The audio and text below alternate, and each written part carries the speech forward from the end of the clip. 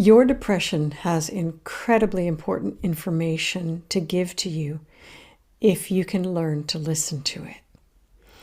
Hello and welcome. I'm Carla McLaren. This is the 14th episode of the Off-Ramp Project. And I want to look in this episode at one of the emotions that's being manipulated. I want to say constantly, but that would... I think it's being manipulated in the background.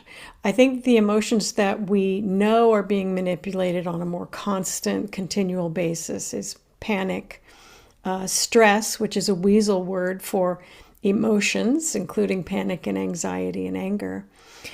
Hatred is being manipulated all the time. And underneath that, there's like a bass tone or a drum beat of depression. And I want to talk about depression because it's such a crucial emotion, and it will literally save your life if you learn how to listen to it. But most of us have been taught that it's a negative emotion with no value whatsoever, and that it's a psychiatric disorder. So our ability to work with depression has been thwarted.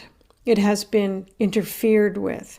And so a lot of us end up not having the awareness we need to keep ourselves functional. And depression is a part of that awareness and that skill set that helps us do our best work.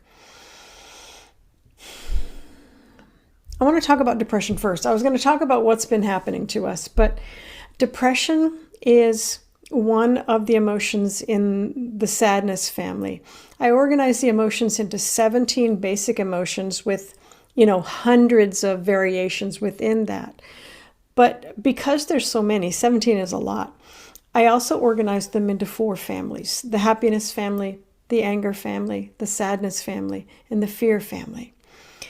The sadness family is sadly, fear family too, anger family too. 3 out of the 4 families of emotions are considered negative. And I say in many different ways, there's no such thing as a negative emotion. There's no such thing as a positive emotion. There are only emotions. And our ability to work with them is what can make them seem negative or positive to others.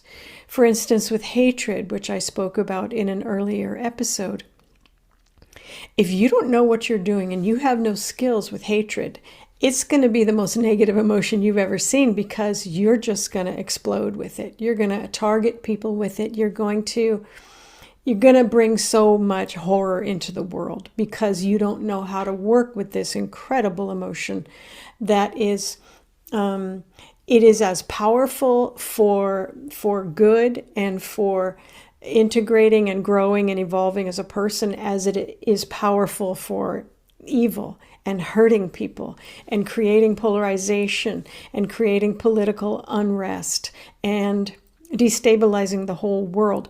But hatred itself is not a negative emotion. It's not a positive emotion.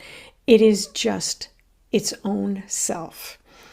And all emotions share that with hatred: happiness, contentment, joy, sadness, anger, rage, depression, sadness. Did I say sadness? I think I want to talk about sadness. Fear, jealousy, envy, all of them have a purpose. And the purpose of emotions is to help you attach meaning to incoming data. And so they're a part of your basic functioning as a person. They're a part of your basic cognition. They also form the basis for everything you think, everything you do, every decision you make, every vote you cast, every relationship you get into, every job you take, every thought you have. They are all kind of undergirded by emotions, which, as I spoke about in the last episode, exists below language, right? So they are a primal and ancient form of intelligence. A lot of people want to put rationality over here and emotion over here, or rationality is going to be up high, like go to the ceiling, and then emotions are going to be way, way, way, way, way down because they're so primitive. And in fact, what we're learning is that emotions and rationality are here together in the brain. There's no emotional brain and then human brain and then awesome brain. The triune brain theory has been known to be wrong for decades. There's no, your emotions live in your amygdala. That's a part of the triune brain theory. That's been known to be wrong. Emotions, sure, they show up, they hang out in your amygdala, but they go everywhere else too. So this old idea that rationality, it trumps emotion, that emotions are something lower and beneath us and ancient in a bad way, turns out to be almost completely wrong. And but it's so seductive, that idea that, I've got emotions that are, I'm going to put finger quotes around this, causing me pain. And if I can run away to my thoughts, to supposed rationality, if I can run away to spirituality or religion, if I can run away to doing a really intense workout, if I can do spiritual bypass, if I can do intellectual bypass, if I can do physical bypass, I'm going to do it because emotions are negative or whatever. What that has done for us as a people, and my book is now in, the language of emotions is now in like 14 or 15 languages. And nobody from any language has ever come and say, actually, in our country, we're doing really well. This is a human problem that we've all sort of decided that emotions are not to be trusted. And slicing them into positive and negative is one of the ways that we've taught ourselves to be so emotionally unskilled. So the first thing we learn in my work, dynamic emotional integration, is there's no such thing as a negative emotion. There's no such thing as a positive emotion. Emotions simply are. And they're a part of your cognition. They're a part of your intelligence. They're a part of your instincts. They help you become more intelligent and aware of the world around you. They're crucial. They're essential. And this family that depression belongs to, the sadness family, all four of them are seen as negative. And what happens when you're told that an emotion is negative is you tend not to develop any skills with those emotions, because who would want them? Who would want to develop skills in a negative emotion? Nobody, except me and the people who have read the language of emotions. So what happens with these four crucial emotions is people ignore them, or they try to. They try to do any kind of bypass that they can figure out. And the problem with that is that these emotions come with, each of them in their own way, essential, crucial, vital information to help us live a more whole and meaningful life, an intelligent life. But we're busy running from them. And so what happens is these messages from the emotions can get kind of stacked up in the soul, kind of stacked up inside you, stacked up.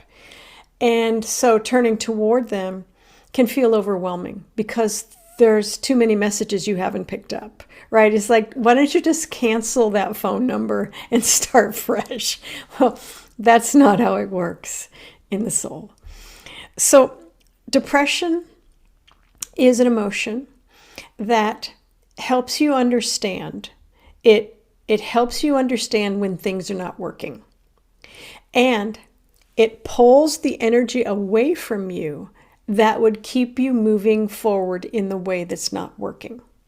So depression it's a really good friend because it says, hey pal, nope, you're not going to be able to go that way doing the wrong thing for the wrong reason with the wrong people and the wrong intention. No, I'm going to take your energy away. Now, we've all experienced that with depression where we just we can't even. We are that meme of can't evenness. And it feels terrible, right? That's a negative emotion if you think in those terms. But your emotions don't cause the problems. Your emotions are helping you understand them.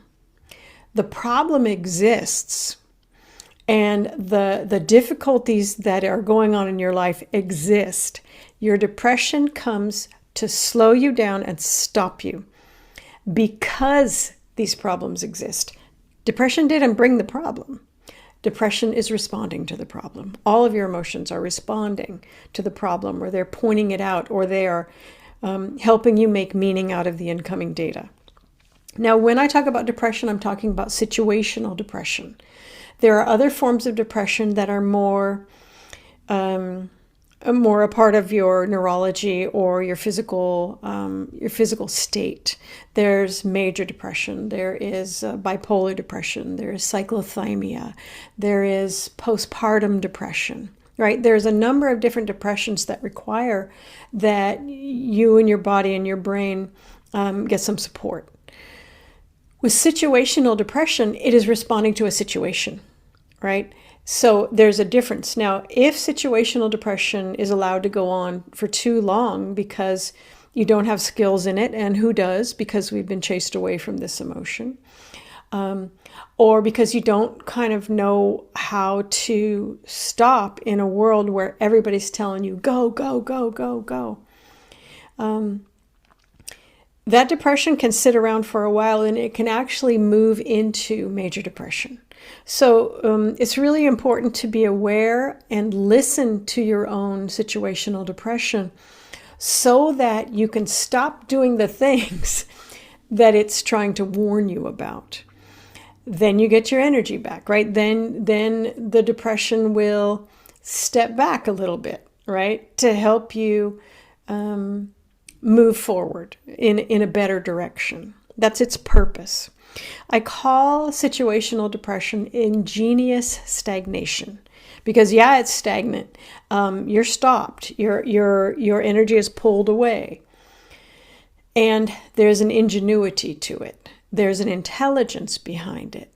And trusting your emotions, I think it's most difficult for people with depression and anxiety, because these emotions can either, in the case of situational depression, pull your energy away so you're kind of useless to yourself. Or with anxiety, which is the emotion of motivation. Anxiety helps you gather your tools, meet your deadlines, finish your tasks, plan ahead. Anxiety can fill you with so much energy that you can lose your kind of balance, right? It can just jack you up too much, especially if you don't know what anxiety is. Many people confuse anxiety and panic, and these are two entirely different emotions. They're related, they're in the fear family together, but they are not each other. Panic is the emotion that comes forward to save your life when you're in danger. It has fight, flee, freeze, and flock to safety. Anxiety is the emotion of motivation, and it comes to help you deal with upcoming tasks, projects, plans, deadlines. It's got its eye on the future. And these two emotions, if you don't know how to work with them, and who does, right? Because anxiety is definitely called a negative emotion, and like depression, it is considered to be a psychiatric disorder. So who's going to develop skills with these emotions that are so completely negated, right? They're thrown in the trash. They are not emotions anymore, right? So it's very hard to learn how to work with them if you don't have some support. And The Language of Emotions, my book, and the Language of Emotions workbook have that support, so you can learn what each of your emotions does. Other emotions in the sadness family are sadness. And I've learned that sadness comes when it's time for you to let go of something that you're holding on to and you shouldn't be. And a lot of times people will kind of look at sadness as if it comes to steal their stuff. Like, I'm not letting go, I'm not letting go. But sadness comes when you're already holding on to something you don't need anymore. A relationship, an item, a job, a bunch of stuff, an apartment, a city, a place that isn't you anymore. And sadness comes to say, let it go. Drop it, let it go. And the part of sadness that people don't understand is after you let it go, you can rejuvenate, because that thing that was dragging on you like a piano on your back is now gone and you're free. So a lot of people avoid the letting go, and in so doing, they avoid the freedom that comes when you let go. Now, if you don't let go of things for long enough, this is not the only reason situational depression will come up. It's a full service emotion. But if you hold on to things, a relationship, a job, a whole bunch of stuff, if your life is filled with the clutter of things that other people have discarded, your depression's going to want to say something about that, because you are surrounding yourself with essentially meaningless things, because it's time for you to let go, which means you are kind of walking forward, dragging, trash behind you. You can't move forward in that way. You can't have that sadness moderated deep breath and rejuvenation. And depression's going to want to talk to you about that. It's going to say situational depression. I'm going to take your energy away if you're going to try to walk forward dragging mines and garbage with you. I'm going to stop you from doing that. It's a very loving emotion, situational depression. It has a hard job, which is to stop you when you're not listening to yourself, stop you when you're on the train going to nowhere, but it seems like there's things going by the window. It seems like something's happening, but you're going to end up nowhere, and situational depression pulls that energy away from you. Yeah. So it's important to understand that situational depression is your friend, and that situational depression has a very important place in a life of meaning, a life filled with meaning. I wanted to look at the situational depression chapter in the language of emotions and remind myself, what are the gifts of this emotion? They are inward focus, right? You can't look around, you can't look out the window of the train going nowhere. Your energy is pulled down. Stillness. You might think, I can't move. It's stillness, right? It's stillness. Purposeful inactivity, right? It's not just boredom or apathy. There's a reason you're inactive. There's a reason that you are stopped at this time. A reality check. There are studies that show that people who are slightly depressed, not all the way to major depression, slightly depressed, have a better grasp on reality than people who are very optimistic. There's something about situational depression that makes you take off the rose-colored glasses, which if you're too optimistic can get you into a lot of trouble because you're not reading the signs. And situational depression reads the signs. It reads the signs in every language. And so you get a reality check. And I also call it the brilliant stop sign of the soul. It's like, stop doing it. I think depression is a great way to avoid, hindsight is 20/20.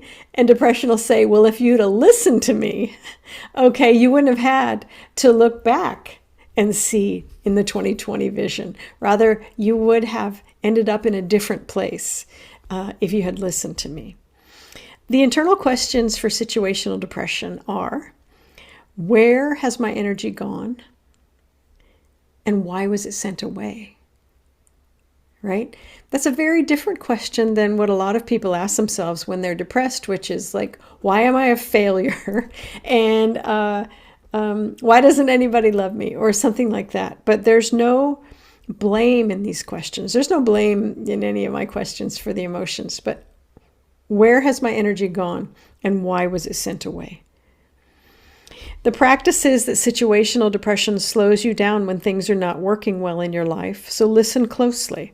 There's always a good reason for energy and flow to vacate your psyche, whether it's related to health, neurochemistry, injustice, relationships, career, or unhealed trauma.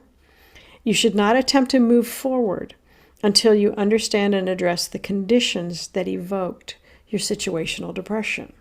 Yeah. Now, again, this is not bipolar depression or postpartum depression or major depression. It's situational. You can address the situation, right? This was from chapter 25, situational depression. I also have on my website something called the Depression Inventory, and I'll link you to it in the show notes. It's a way to help yourself look around and go, so what is going on in my life? And you'll find with the inventory, it's very short, it's very quick, where the problem is. So you can start focusing on it with your ingenious inactivity, your purposeful inactivity. Yeah? So there is depression in a nutshell. Situational depression helps us, and I have practices in the language of emotions and the language of emotions workbook. I have practices on my site. There's a lot to do when you can't do anything. There's a lot of ways to listen to and respect and befriend your situational depression. Now, I've also been talking throughout this off-ramp project about this fact. If you don't know how to work with your emotions, someone else is going to work them for you. And this has certainly happened to us. It's happening to us every day. People are working our panic every day. People are working our hatred every day. People are working our anxiety every day.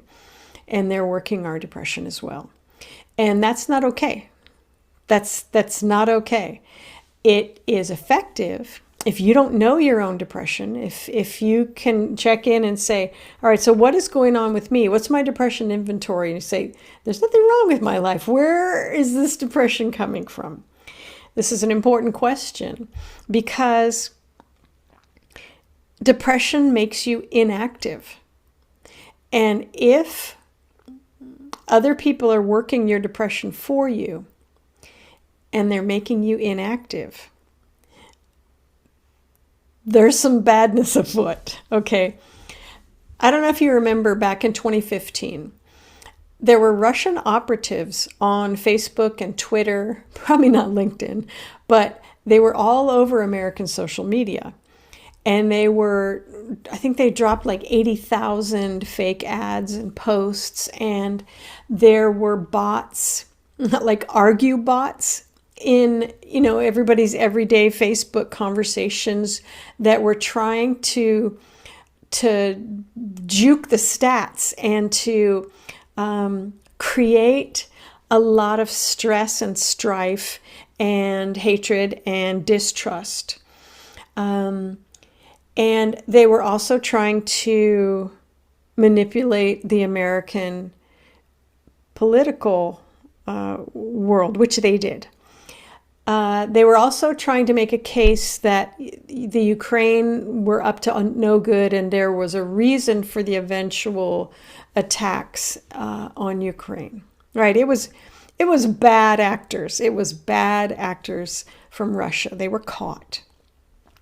And I can't find the study, and darn it, but there was a study that was showing that for people on the left, and Facebook and Twitter know, I know it's not Twitter anymore, but it was then. Facebook and Twitter know what your political affiliations are, right? They know. So for people on the left, these Russian operatives were serving narratives and fights and fake ads and memes that were engineered to help liberals feel hatred, distrust, to feel like they were smarter than people on the right, and also that it was pointless, that these people were so ignorant so pig ignorant that they would vote for anything, and they would vote against their own interests, right? And so underneath all of that hatred and, rage and there was an undercurrent of, look at how hopeless these people are, and know that there's nothing you can do because they're so ignorant. And so what the Russian operatives, that whole thing was doing, was helping people on the liberal left feel depression so that they couldn't act appropriately. And the hope was that we would vote at lower numbers, right? But our ability to reach across to our comrades on the right was pretty much slapped down because we were taught that they were egregiously, overwhelmingly ignorant and would fall for anything, right? So we were taught to look down on them and also to feel that it was hopeless. Over on the right, the Russian machine was teaching people to feel that there was fake news, losing any sense of trust in journalism. And as you may know, journalism is called the fourth estate because it was developed to keep the three aspects of government in check, right? That's the purpose of journalism. We lose it in all of the, lifestyle and the comics and, the TV section and the sports section. But journalism was created to speak truth to power and to put checks and balances on power. And so the whole concept of fake news and that you can't trust them was a very intelligent, evil way to pretty much put a stake in the heart of any kind of trust that we had on the right, that people on the right had in the fourth estate. And instead, Fox News, which was already a thing, became more powerful behind that because they were saying, we're the only people telling you the truth and everybody else is fake news. And that was bad. There is also the movement to make people on the right feel not just hatred, that's certainly a part of it, and rage, but paranoia. That people on the left and QAnon and parts of the MAGA movement took this on, that people on the left are actually evil, like vampires evil.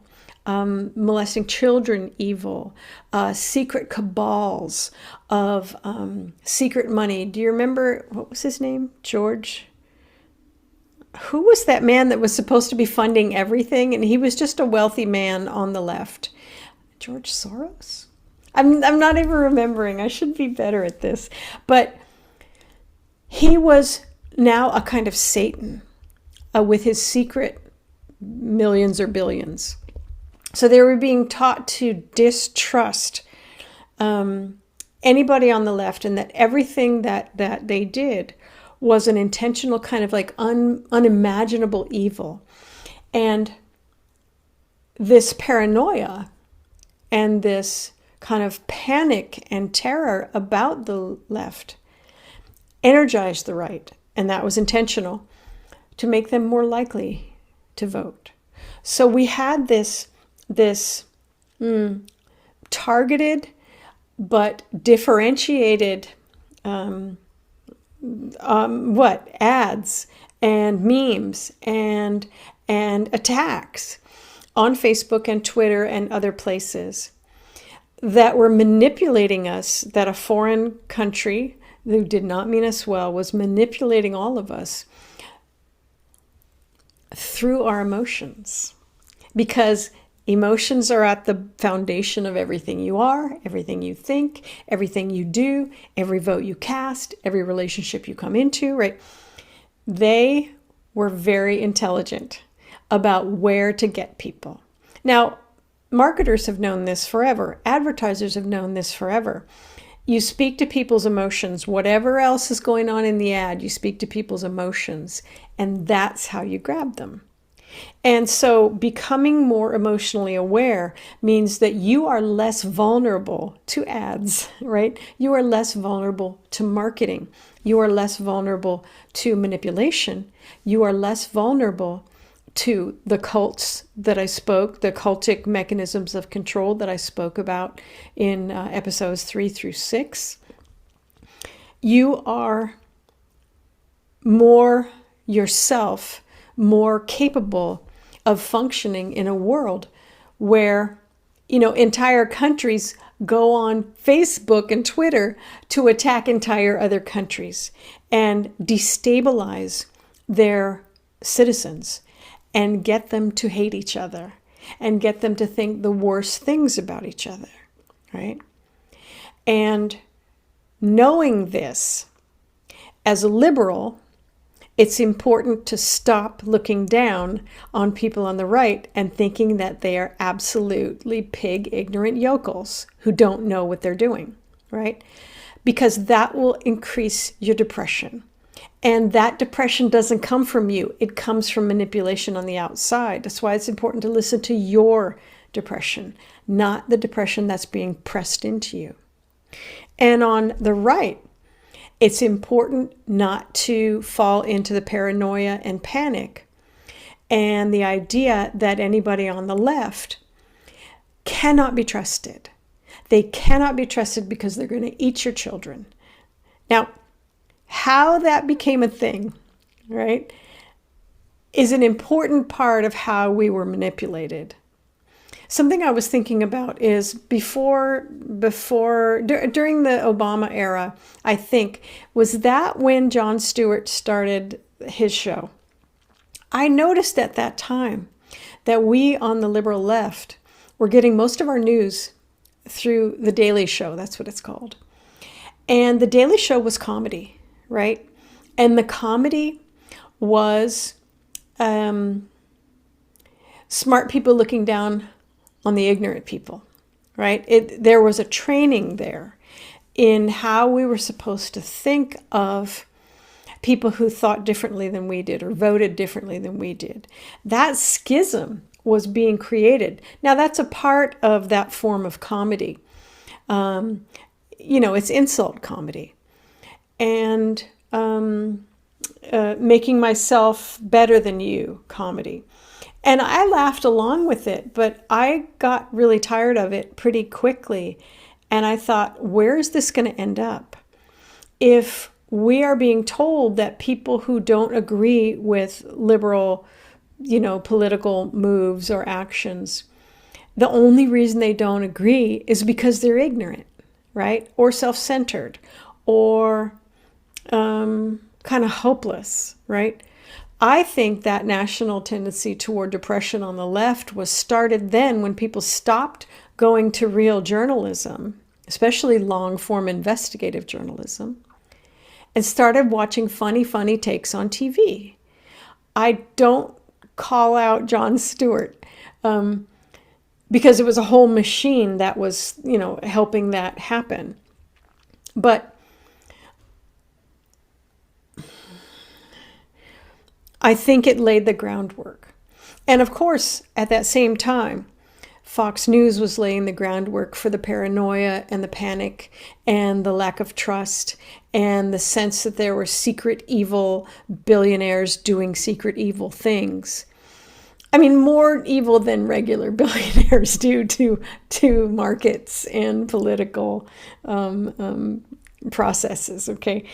But it was happening then. And anybody who wanted to manipulate us could come in and work us into a frenzy so that we would split and become paranoid and hateful toward each other and lose track of our own emotions and become depressed and incapacitated on one side and become paranoid and hyperactivated on the other, right? The Russian operatives did a bad thing.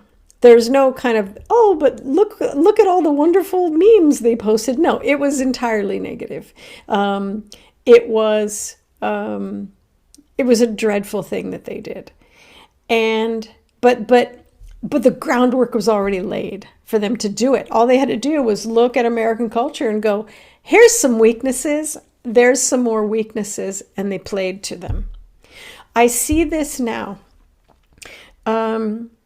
among my liberal friends on Facebook and other places. There's a constant, like an undercurrent of people on the right are too ignorant to understand what they're doing. We can't talk to them because it's just like talking to Nazis, right? One of my friends wrote, you can't argue with stupid. And why would you, that whole sentence is just, why don't you just press let's get a thing and just press situational depression over the top of that sentence, right? Because the assumptions there are terrible. And I see my friends on the right on Facebook really, they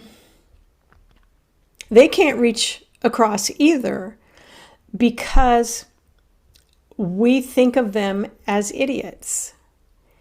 And so we're never going to hear them anyway. Are they wrong? No, they're not. If people are saying, you can't argue with stupid. And my friends on the right see that. They see that. It's freaking Facebook. It's right out in the open. So we've really kind of become operated upon by these Russian operatives, even though they supposedly stopped in 2017 or 2019 when people found out about it. But that undercurrent, those undercurrents are still active.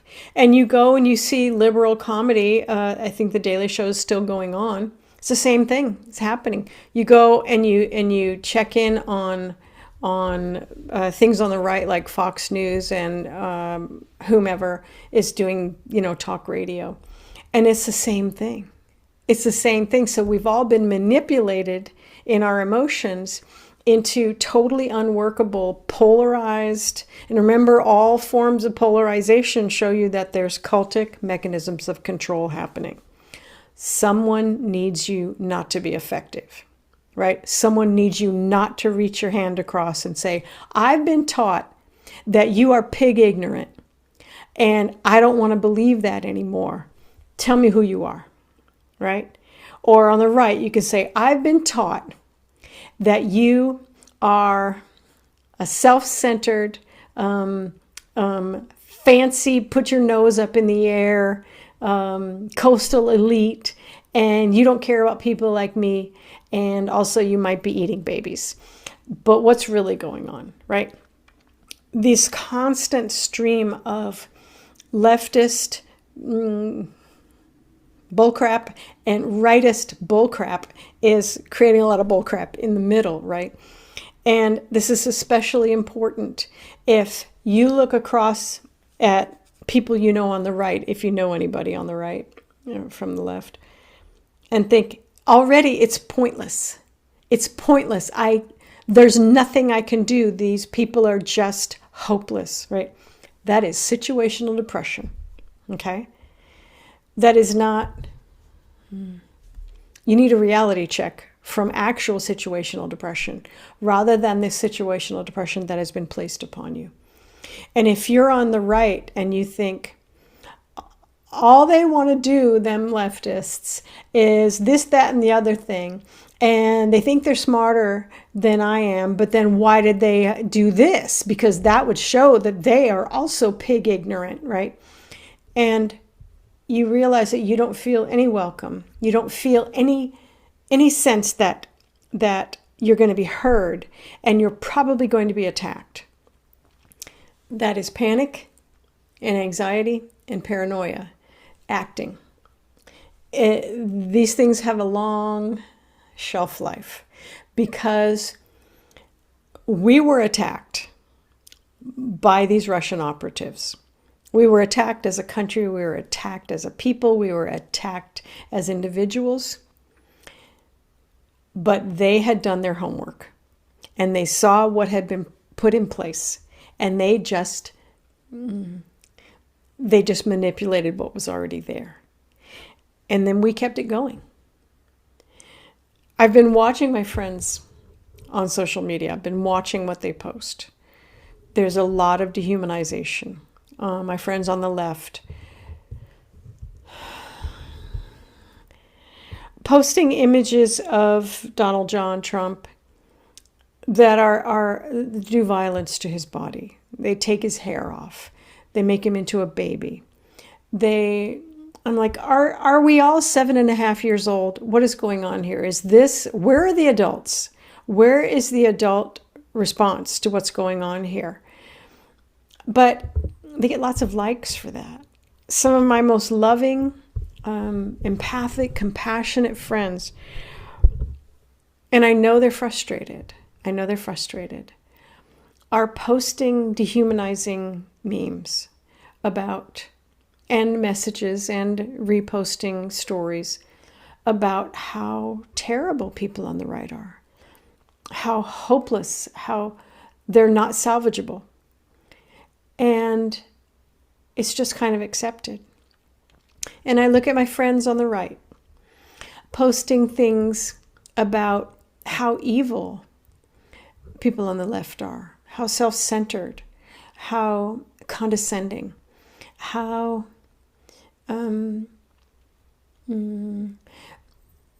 well, certainly untrustworthy, right? And that is also dehumanizing, right? There's dehumanization happening on both sides. And again, that is a sign of cultic control, being in control in the situation. If you are invited to dehumanize someone and you agree to it, you have invited further abuse, right? Because it's abuse to ask you to dehumanize someone. It's abuse to ask you to polarize. And yet we've all said, yes, let me do some more. Let me watch comedy shows about polarization and dehumanization. Let me go watch my news show about polarization and dehumanization. Let me put up really funny memes that are polarizing and dehumanizing. And this shows that I'm politically active. Does it? What does that show? Is that what that shows? Because I got to write it down. I'm not sure what I'm seeing here. I talked about panic. I talked about hatred. Panic is a crucial emotion. It's not a negative emotion. It's absolutely essential. It saves your life. Hatred is a crucial emotion. It is not a negative emotion. It is essential. Once you've moved into hatred, you know it's a sign about you. Not dislike. You can dislike anybody.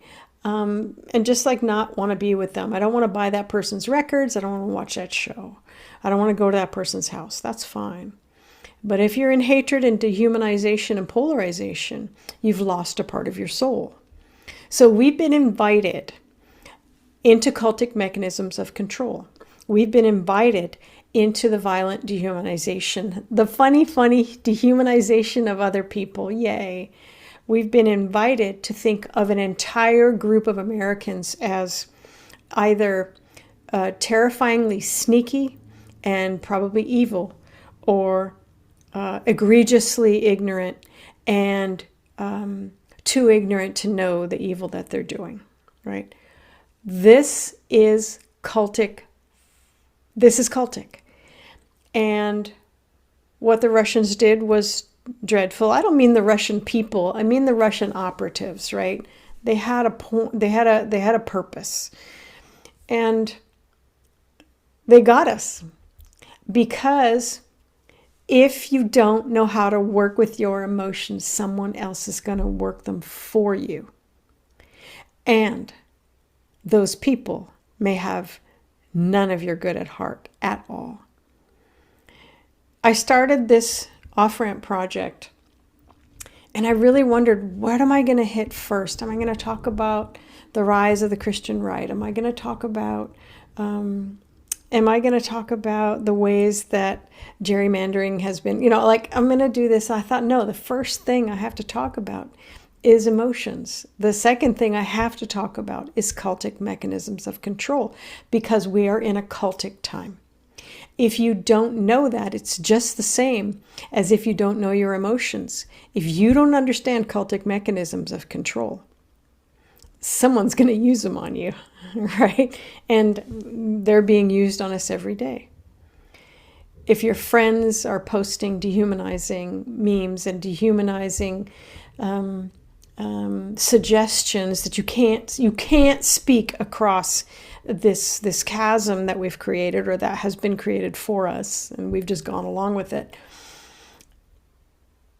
If they think that, and they think I'm making really good decisions here, they're a part of the problem, right? But how do they even know what the problem is? How do they understand that the ways to understand if cultic mechanisms of control are active? Number one, polarization. Number two, dehumanization of outsiders. Number three, a hierarchy of worth, right? Number four, trying to control your body.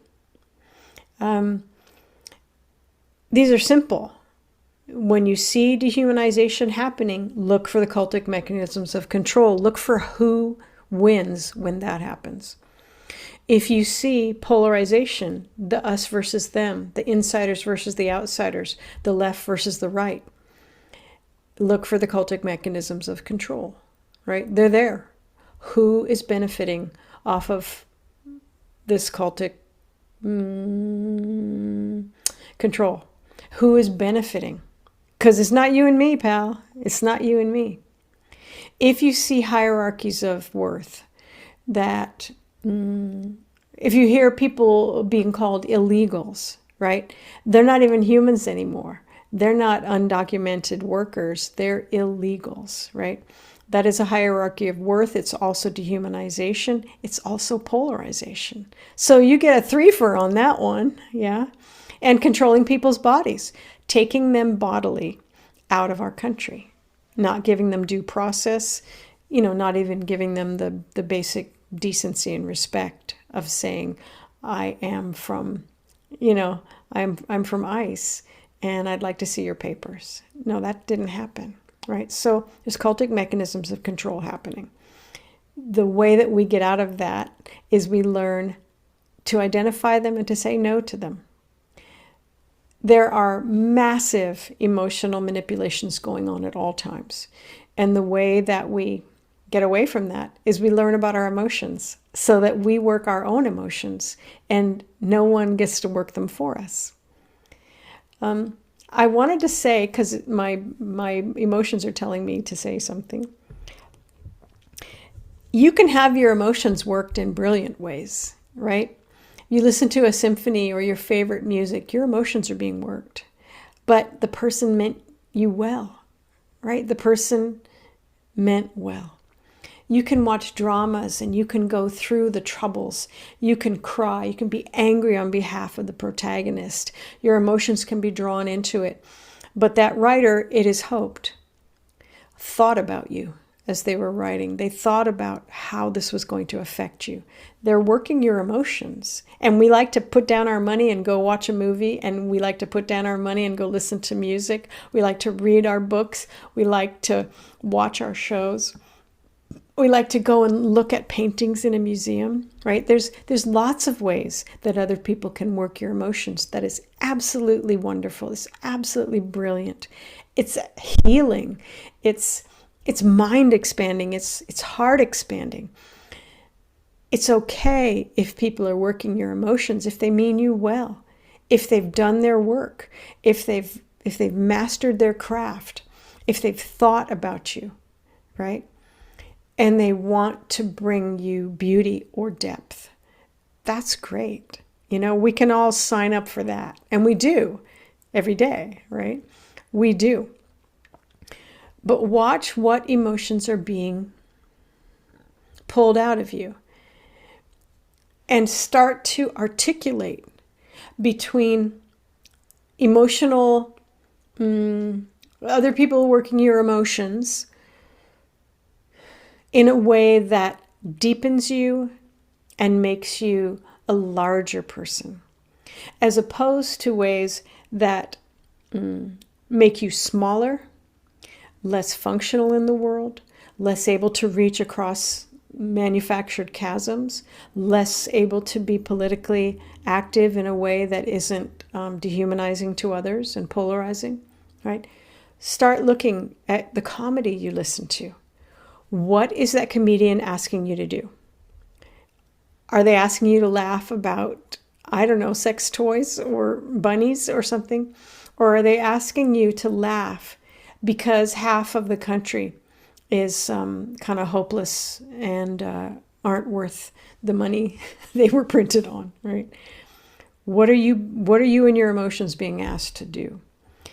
Setting boundaries around what your emotions are being asked to do is a way to begin to take ownership of yourself, to learn who you are in this world, to become more than just something that's slapped around by the winds of whoever wants to work your emotions.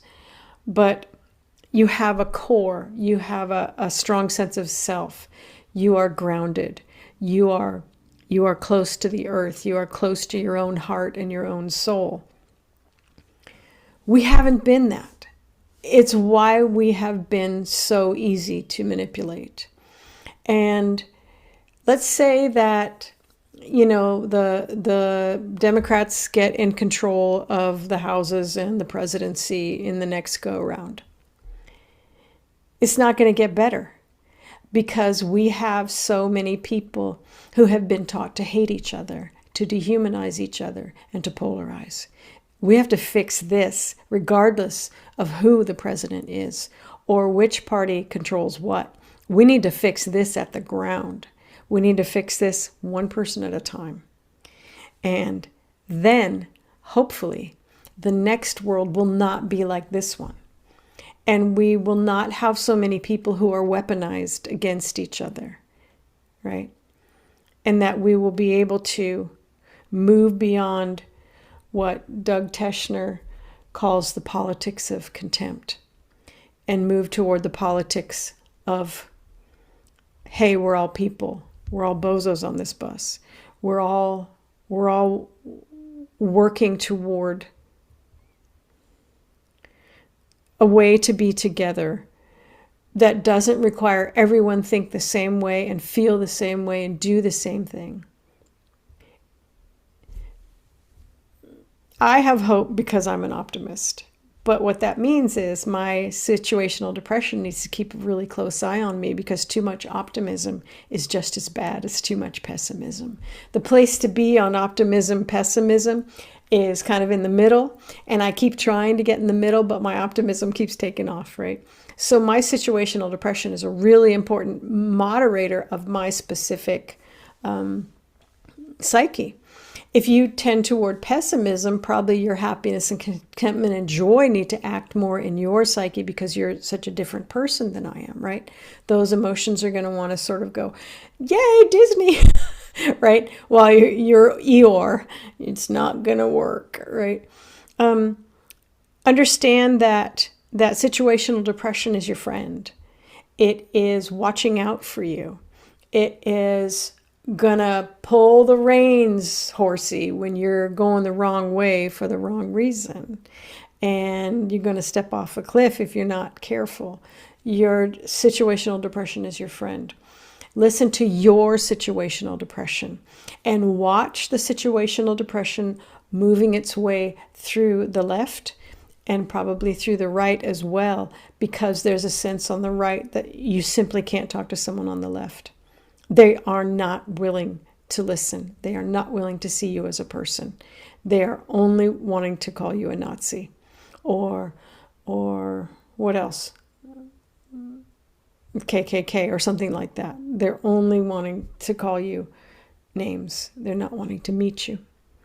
So working with your own, listening to your own situational depression is crucial in a time when your situational depression is being manipulated from outside forces who would like very much for you to be politically impotent. We need to be politically intelligent right now and make moves that have the long view in sight. Yeah.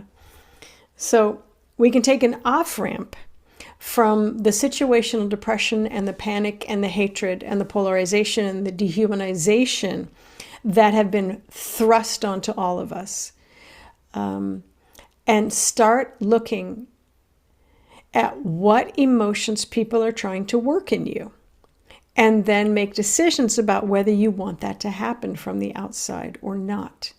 It's your emotions. Your emotions are not for sale, right?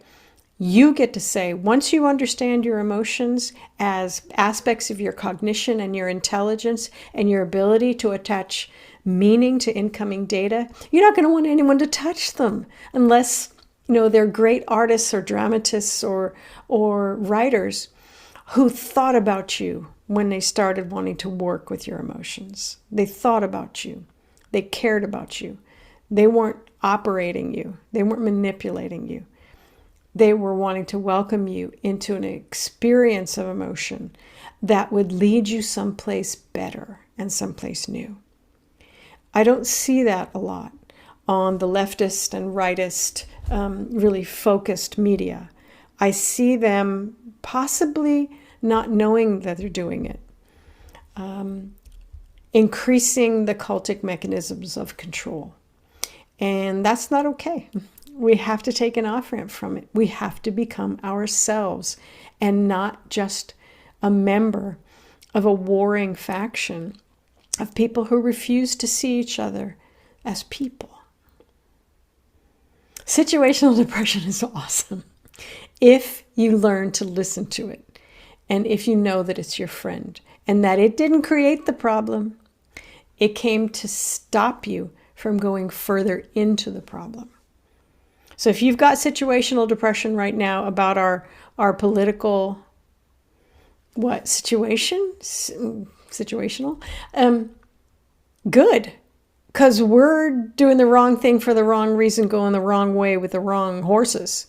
It doesn't end well, and we can stop it if we can utilize our ingenious stagnation and the brilliant stop sign of the soul.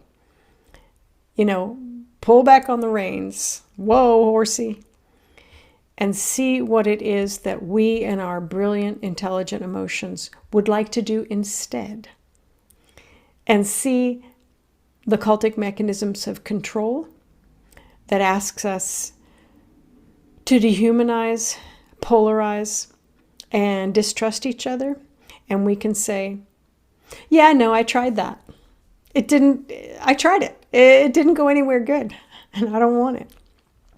You can take an off-ramp from anything if you and your emotions are working together.